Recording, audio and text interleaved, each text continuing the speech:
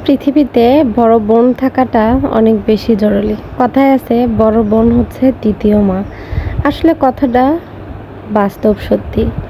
জীবনে একটা বড় বোন থাকাটা যে কত বড় প্রয়োজন বা দরকার। আগে যখন বিয়ের আগে তখন মনে হতো কেন যে ২ বোন, ও যদি ভাই হতো ওটাই মনে হয় অনেক ভালো হতো।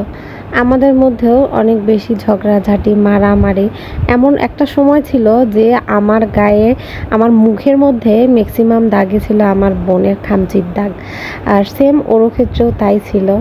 তারপর একটা সময় গিয়ে আসলে আমরা অনেক বেশি ক্লোজ হয়ে যাই। আপুর যখন বিয়ে হয়ে যায় ঠিক তখন থেকে ওর প্রতি কেন যেন একটা মানে অন্যরকম ভালোবাসা তৈরি হয়। মানে ও যদি কখনো আমাকে মানে ফোন করে ডাকছে যে উর্মি তুই একটু বাসায় আয়, আমার হাজারো কাজ থাকুক, আমার যত রকম সমস্যা থাকুক, আমি ছুটে যেতাম ওর কাছে।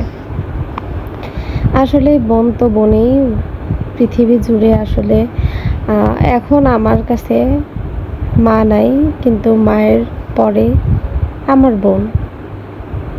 যাই হোক, সব মিলিয়ে ভালো আছি। আপনারা সবাই কেমন আছেন? অনেকগুলো কথা বললাম। আসলে কয়েকদিন থেকেই প্রায় মনটা খারাপ। আব্বুর অসুস্থ গেল, নিজের বাচ্চা অসুস্থ গেল। তারপর হচ্ছে আমার বড় বোন একটু অসুস্থ। তো এই জন্য মনটা বেশি ভালো নাই।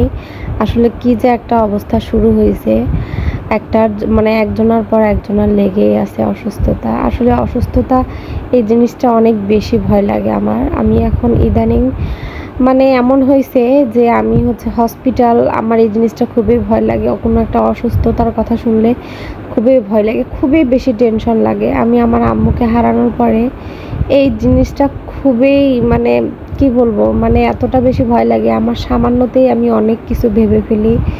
মানে এতটা ভয়ের, মানে এতটা ভয়, আমি এতটা শকড হয়ে গেছি আম্মুকে হারানোর পরে। তো যাই হোক, সবাই দোয়া করবেন আমার ফ্যামিলির মানুষগুলো যেন খুব দ্রুত সুস্থ হয়ে যায়। আল্লাহ যেন ওদেরকে খুব তাড়াতাড়ি সুস্থ করে দেয়। আর এই তো ছেলেকে নিয়েই রান্না করতেছি। ও হলো এমনিতেই তো মানে অন্য বাচ্চারা কি সুন্দর খেলাধুলা করবে তা না, ও হলো রান্নার সময়টুকুতেই আসি আমার কাছে, ওরকম কোলে থাকবে। ইদানিং আরও কি মানে কোলে উঠে ও চুপ করে থাকবে, দুষ্টামো করবে না। আমি রান্না করবো, ও কোলে উঠে থাকবে। আসলে ওভাবে কি আর কোনো কাজে ওরকম করে করা যায়? তো যাই হোক, তারপরেও আমার সন্তান রাখতেই হবে, এখানে তো ধরার কেউ নাই। তো আমি একটু শুয়েছিলাম আর ও ওই মুহূর্তে একটু খেলতেছিল।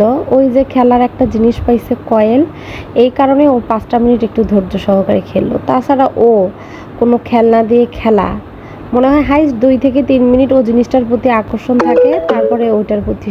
আজকের বেশ কয়েকদিন থেকে কিন্তু বৃষ্টি, তবে আজকের ওয়েদারটাও অনেক বেশি ভালো লাগতেছিল। যদিও ভিডিওটা গতকালের, আমি ভয়েস দিচ্ছি আজকে। আর এইদিকে মানে এই কয়েকদিনের বৃষ্টিতে একদম পানিতে ভরে গেছে জমিগুলোতে, অনেকগুলো পানি হয়ে গেছে, একদম চারপাশটা একদম ছলছল করতেছে পানি। তো ভালো থাকবেন সবাই, আজকে এই পর্যন্তই। আল্লাহ হাফেজ।